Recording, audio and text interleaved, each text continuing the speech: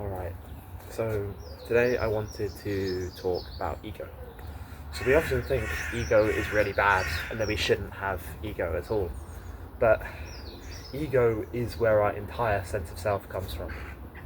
When Freud talked of ego he talked about as the reality principle, moderating between the superego and the id.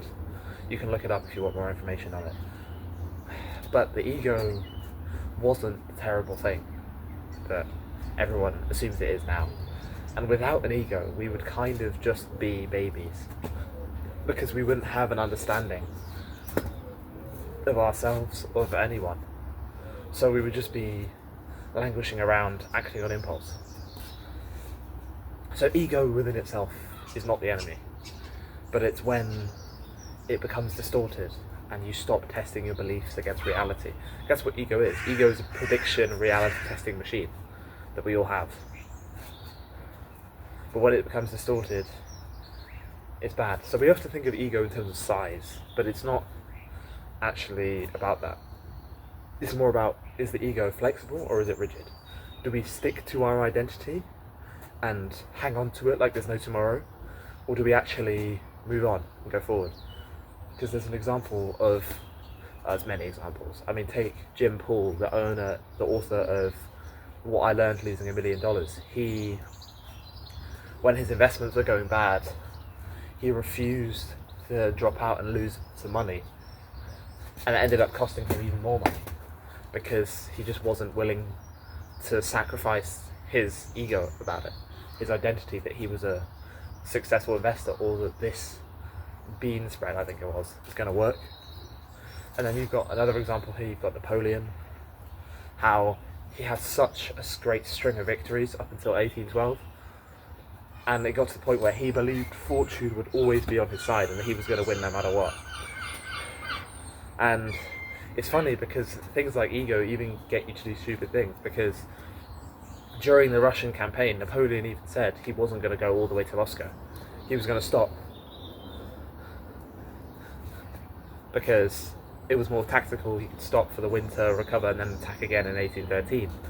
But he didn't do that, partly because of ego and thinking that he could make it all the way to Russia, not Russia, to Moscow, and then win. But obviously you know what happened next. So, and then the opposite is the flexible ego. And I think the perfect example of this, I think I've talked about him before, is Josh Waitzkin. Chess prodigy, the inspiration for the movie Searching for Bobby Fischer.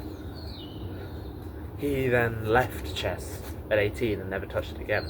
Or it might have been 18, that could be factually incorrect. Because he fell out of love with it. And then he moved on to Tai Chi push hands. And then he moved on to Brazilian Jiu-Jitsu, and then on to surfing, and so on, without having to go back to the other one. And that is the changing of the self without worrying of what people will think. And well, knowing that you just do what matters to you, rather than focusing on what everyone else thinks of you, or what they think is the best for you, or what you'll have the most acclaim for. It's more just about doing what you feel comes next. And we can all be a bit more like that.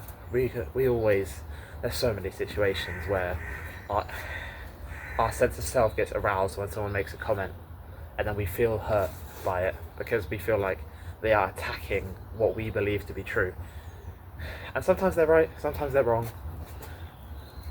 It's about being able to question it and not fully thinking that they're wrong just because your sense of self is so wrapped up in it. Because that's when limiting beliefs come in, and that's when you end up sliding on that rigid, towards the more rigid end of the scale.